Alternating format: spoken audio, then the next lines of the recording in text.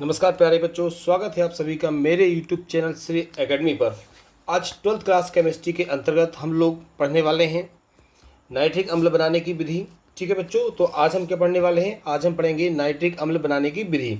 ठीक है, नाइट्रिक अम्ल बनाने की जो ओस्टवाल्ड विधि है, इससे क्वेश्चन डेफिनेटली आता है। ठीक है, तो आज हम लोग क्या पढ़ने वाले हैं? नाइट्रिक अम्ल बनाने की ओस्टवाल्ड विधि। तो सभी बच्चे जुड़ जाएं मेरे साथ, बहुत ज़्यादा इंपॉर्टेंट क्लास होने वाली है। ठीक है, नाइट्रिक अम्ल बनाने की जो ओस्टवाल्ड विधि है, आज हम उसको यहाँ पे कंप्लीट करने वाले हैं। ठीक है, तो क्या पढ़ने वाले हैं हम लोग यहाँ पे? हम आज पढ़ने वाले हैं नाइट्रिक अम्ल बनाने की विधि। ठीक है बच्चों, तो आइए क्लास स्टार्ट करते हैं कि नाइट्रिक अम्ल। ठीक है, जैसा कि आप लोग जानते हो नाइट्रिक अम्ल का फार्मूला क्या होता है? HNO3। क्या होता है बच्चों? HNO3 जो है वो नाइट्रिक अम्ल का फार्मूला होता है। इसको समझते हैं। सबसे पहले याद रखिएगा, अणुसूत्र की यदि हम बात करते हैं तो नाइट्रिक अम्ल का अणुसूत्र क्या होता है? HNO3। और इसका अणुभार देखिए आप, अणुभार एटॉमिक मास कितना होता है? 63। कितना होता है? 63। ठीक है, तो अणुभार कैसे निकालते हैं ये भी आप लोग जानते हो कि जैसे इसका फार्मूला क्या है हमारे पास?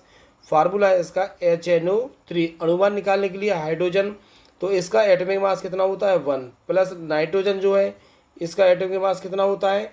14 प्लस ऑक्सीजन का कितना होता है? 16। लेकिन यहाँ पे 3 अणु हैं, तो यहाँ पे हम कितने ले लेंगे? 48 लेंगे। कितने लेंगे? 48। ठीक है, तो अब हम क्या करेंगे? यहाँ से 14 और कितने हमारे? 15। 15 और 48, तो हम क्या करते हैं? 48 और 15 को यहाँ से प्लस कर देंगे, तो ये 13 की 3 हासिल की 1 है ना, और 4 2 6 3, तो ये 63 हमारा क्या निकल आता है? अणुभार निकल आता है। ठीक है, इन सब के परमाणु भारों को आपस में हमने जोड़ दिया, तो क्या निकल गया? हमारा अणुभार निकल आया। तो इसलिए नाइट्रिक अम्ल का अणुभार जो है बच्चों वो कितना होता है? वो होता है 63। आगे देखिएगा नाइट्रिक अम्ल को। देखो, प्राचीन काल में जो नाइट्रिक अम्ल था इसे एक्वा फोर्टिस, क्या बोलते थे? इसे एक्वा फोर्टिस के नाम से जाना जाता था। ठीक है, हम प्राचीन भारत की यदि बात करेंगे तो उस समय हम इसको नाइट्रिक अम्ल को एक्वा फोर्टिस के नाम से जानते थे। इसे सोरे का तेजाब भी कहते हैं, याद रखिएगा। ठीक है, इसे क्या बोलते हैं बच्चों? इसे हम सोरे का तेजाब भी कहते हैं। आगे देखिए, अब प्रयोगशाला में बनाने की विधि देखेंगे हम इसको कि नाइट्रिक अम्ल को प्रयोगशाला में कैसे बनाया जाता है। तो ध्यान से देखिएगा, इसे प्रयोगशाला में KNO3 पोटेशियम नाइट्रेट और NaNO3, ठीक है, सोडियम नाइट्रेट, तो ये दोनों के संयोग से प्रयोगशाला में पोटेशियम नाइट्रेट और सोडियम नाइट्रेट को सांद्र सल्फ्यूरिक अम्ल के साथ H2SO4 के साथ क्या करते हैं? हम गर्म करके बनाया जाता है। क्या करेंगे? इसे गर्म करके बनाया जाता है। ठीक है, आगे देखिए ध्यान से, तो क्या करेंगे? इसे प्रयोगशाला में KNO3 और NaNO3 को सांद्र सल्फ्यूरिक अम्ल के साथ गर्म करके बनाया जाता है एक रिटार्ट में। ठीक है, जो कांच का बना होता है। क्या करेंगे? एक रिटार्ट में हम NaNO3 और सांद्र H2SO4 याद रखेंगे, इनकी बराबर मात्रा लेकर क्या करेंगे? इनकी बराबर मात्रा लेकर क्या करते हैं? हम धीरे धीरे गर्म करते हैं।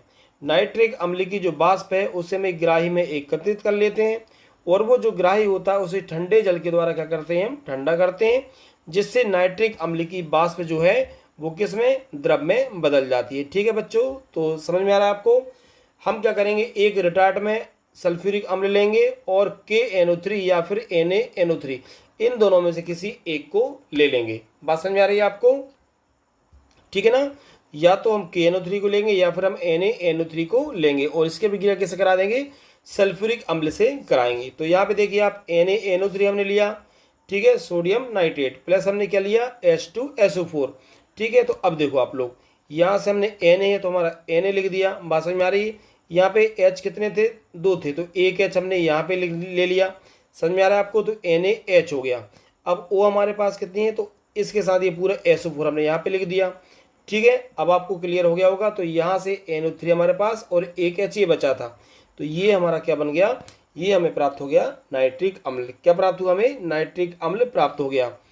डबल से समझिए, Na था हमने यहाँ पे लिख दिया, एक H इस H2 से हमने लिया तो NaH, और ये SO4 पूरा का पूरा हमने यहाँ पे लिख दिया।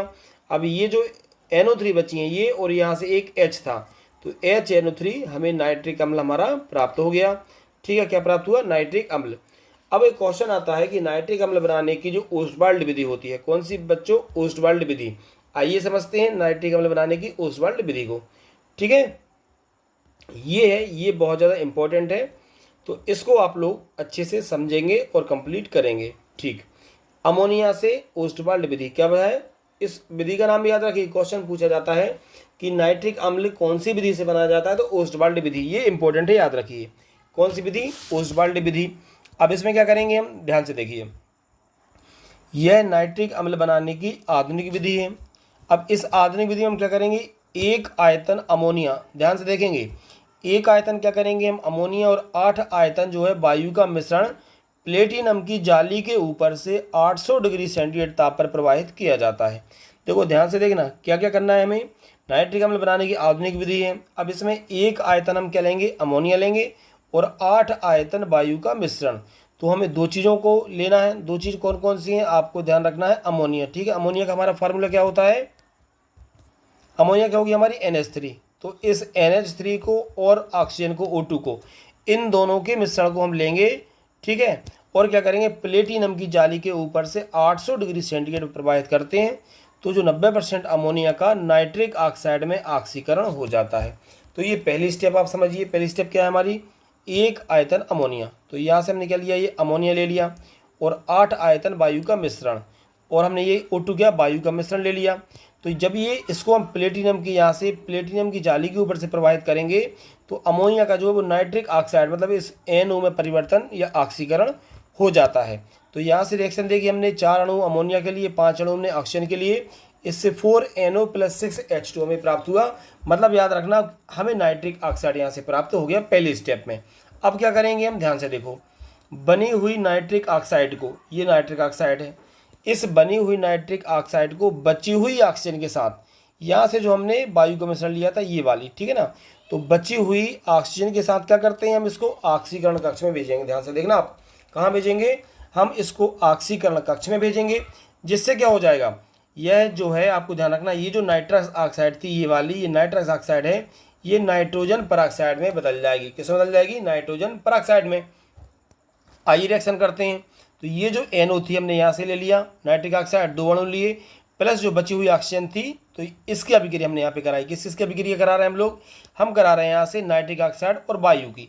जब इन दोनों की अभिक्रिया हुई तो इससे क्या बना, नाइट्रोजन परऑक्साइड। क्या बन गया बच्चों, यहाँ से ये नाइट्रोजन परऑक्साइड 2NO2 हमें यहाँ से प्राप्त हो गया। बात समझ में आ रही है आपको, ठीक है। पहली स्टेप में याद रखिए, अमोनिया और वायु के मिश्रण को प्लेटिनम की जाली के ऊपर से प्रवाहित किया तो नाइट्रिक ऑक्साइड प्राप्त हुई। सेकंड स्टेप में हमने क्या किया, बची हुई जो नाइट्रिक ऑक्साइड है इसे ऑक्सीजन के साथ क्रिया कराई, ठीक है, तो हमें क्या मिला, नाइट्रोजन परऑक्साइड, मतलब ये हमें प्राप्त हो गया। आगे देखेंगे आप लोग, चलिए ठीक है। अभी यहाँ से आपको ध्यान से देखना है, ये इसका पूरा डायग्राम है, तो इसमें आपको डायग्राम अच्छे से समझना है। देखो ये आपको ध्यान रखना है, ये हमारा है उत्प्रेरण कक्ष, कौन सा है, ये हमारा उत्प्रेरण कक्ष है, ठीक है ना। ये हमारा कौन सा है, ऑक्सीकरण कक्ष है। तो हमने सबसे पहले क्या किया था, देखो ये दिख रहा है आपको अमोनिया और ये शुष्क वायु, और ये जो आप देख पा रहे हैं ये है प्लेटिनम की जालियाँ। क्या है ये, प्लेटिनम की जालियाँ। तो यहाँ से इन दोनों के मिश्रण को हमने उत्प्रेरण कक्ष में यहाँ से प्रवाहित किया, ठीक है। तो ये किस में परिवर्तित हुई, यहाँ पे NO मतलब नाइट्रिक ऑक्साइड में, ठीक है। फिर इस नाइट्रिक ऑक्साइड को हमने कहाँ भेजा, ऑक्सीकरण कक्ष में। कहाँ भेजा, ये देख पा रहे हैं आप, हमने इसको भेजा ऑक्सीकरण कक्ष में। कहाँ भेज दिया, ऑक्सीकरण कक्ष में। तो यहाँ से आप देख रहे हैं ये नाइट्रिक ऑक्साइड और बची हुई ऑक्सीजन से अभिक्रिया की, तो यहाँ से क्या बन गया, नाइट्रोजन परऑक्साइड। क्या बन गया बच्चों, नाइट्रोजन परऑक्साइड। ये वाली रिएक्शन आप देख सकते हैं, ये वाली रिएक्शन यहाँ पे दी हुई है, ठीक है। अब आगे देखिए क्या होगा, ध्यान से देखें। अब क्या करेंगे हम, ये जो NO2 है, ठीक है, जो कि हमें सेकंड स्टेप में बनी थी ऑक्सीजन कक्ष में, यह जो NO2 है इसे हम शोषक कक्ष में भेजते हैं। ये जो आपको दिख रहा है ये पूरा बॉक्स, ये शोषक कक्ष, कौन सा, ये शोषक कक्ष। तो इसे हम क्या करेंगे, यह जो NO2 है इसे हम शोषक कक्ष में भेज देते हैं। कहाँ भेज दिया इसको हमने, शोषक कक्ष में भेज दी। अब इसमें ऊपर से धीरे धीरे क्या गिरता है, जल गिरता है। तो यहाँ पे ये वाली जो NO2 है ये, और ऊपर से जो जल गिर रहा है वो, ठीक है। तो ये जल और ये NO2, ये दोनों के संयोग से क्या बनेगा, तनु नाइट्रिक अम्ल बन जाता है। ध्यान से देखेंगे क्या बन जाता है बच्चों, यहाँ से तनु नाइट्रिक अम्ल बन जाएगा। क्या बन जाएगा, यहाँ से आपको ध्यान रखना है, तो यहाँ से बन जाएगा तनु नाइट्रिक अम्ल। क्या बन जाएगा बच्चों, यहाँ से बन जाएगा तनु नाइट्रिक अम्ल, ठीक है। रिएक्शन देखिएगा आप लोग, तो 2NO2 यहाँ से हमने ये रिएक्शन की थी प्लस H2O, तो हमें HNO2 + HNO3 मिला। बात समझ में आ रही है। ये शोषक कक्ष में हो रहा है, कहाँ हो रहा है, ये शोषक कक्ष में। तो इस NO2, बात समझ में आ रही है, ये जो NO2 है ये, और यहाँ से क्या है, ये जल और NO2 इनकी अभिक्रिया हमने की तो NO2 और H2O, तो इससे क्या बना हमें, इससे हमें HNO2 और HNO3 नाइट्रिक अम्ल प्राप्त हो गया। अब फिर से यहाँ से देखो आप, ये जो HNO2 हमने लिया, इससे क्या हमें HNO3 हमारी नाइट्रिक ऑक्साइड और NO+H2 हमें प्राप्त हो गए। क्लियर हो रहा है? तो ये आपको ध्यान रखना था, ये क्या था हमारा। अब यहाँ से आप इस डायग्राम को एक बार और अच्छे से समझिए, ठीक है। इस डायग्राम को आप एक बार और अच्छे से समझिए। ये पहली स्टेप है जिसे कि हम उत्प्रेरण कक्ष बोलते हैं। क्या बोलते हैं? इसे हम उत्प्रेरण कक्ष बोलते हैं। क्या बोलते हैं? उत्प्रेरण कक्ष, ठीक है। अब इस उत्प्रेरण कक्ष में हमें क्या करना है, आपको ध्यान से देखना है। ये जो उत्प्रेरण कक्ष है, इसमें हम अमोनिया और वायु के मिश्रण को इस उत्प्रेरण कक्ष में, ये जो प्लेटिनम की जाली हैं, इन प्लेटिनम की जाली के ऊपर से प्रवाहित करते हैं, जिससे हमें नाइट्रिक ऑक्साइड गैस प्राप्त होती है। कौन सी? Nitric oxide. फिर इस नाइट्रिक ऑक्साइड गैस को हम ऑक्सीकरण कक्ष में भेजते हैं। कहाँ भेजते हैं? इस ऑक्सीकरण कक्ष में भेजते हैं। इस ऑक्सीकरण कक्ष में नाइट्रिक ऑक्साइड और बची हुई वायु के बीच में अभिक्रिया होती है, जिससे हमें नाइट्रोजन परऑक्साइड गैस प्राप्त हो जाती है। क्या प्राप्त होता है बच्चों? नाइट्रोजन परऑक्साइड गैस हमें प्राप्त हो जाती है। इस नाइट्रोजन परऑक्साइड गैस को हम कहाँ भेजते हैं? शोषक कक्ष में भेजते हैं। यहाँ से आप देख रहे हैं ऊपर से ये जल गिर रहा है, जहाँ से क्या होता है, ये धीरे धीरे जल गिरता रहता है। अब यहाँ पर जल और NO2, तो ये जल ऊपर से गिर रहा है और ये NO2 यहाँ से जा रही है। इन दोनों की क्रिया जब होगी तो हमें तनु नाइट्रिक अम्ल प्राप्त हो जाता है। क्या प्राप्त हो जाता है बच्चों में? हमें यहाँ से तनु नाइट्रिक अम्ल प्राप्त हो जाता है। क्या प्राप्त हुआ हमें? तनु नाइट्रिक अम्ल। ठीक है बच्चों, तो आज हमारे इस लेक्चर में केवल हमें क्या पढ़ना था, हमें केवल आज यहाँ पे पढ़ना था ओस्टवाल्ड विधि। कौन सी विधि बच्चों? हमें यहाँ से पढ़ना था केवल ओस्टवाल्ड विधि नाइट्रिक अम्ल बनाने की। उम्मीद है आप सभी को अच्छे से समझ में आ गया होगा। आप चाहे तो वीडियो एक बार और देख सकते हैं और इसको बहुत ज़्यादा अच्छे से याद कर लें आप लोग, ठीक है। ठीक है बच्चों, तो आपको यदि बहुत अच्छे समझ में आ गया होगा तो आप लोग वीडियो को जरूर लाइक कीजिए और मुझे कमेंट करके बताइए कि वीडियो आपको कैसा लगा, ठीक है। ज़्यादा से ज़्यादा अपने दोस्तों के पास भी आप इस वीडियो को शेयर जरूर करें यदि आपको लगता है कि मैं आपके साथ मेहनत कर रहा हूं तो। और जिन बच्चों ने अभी तक चैनल को सब्सक्राइब नहीं किया वो चैनल को जरूर सब्सक्राइब करें। Thank you.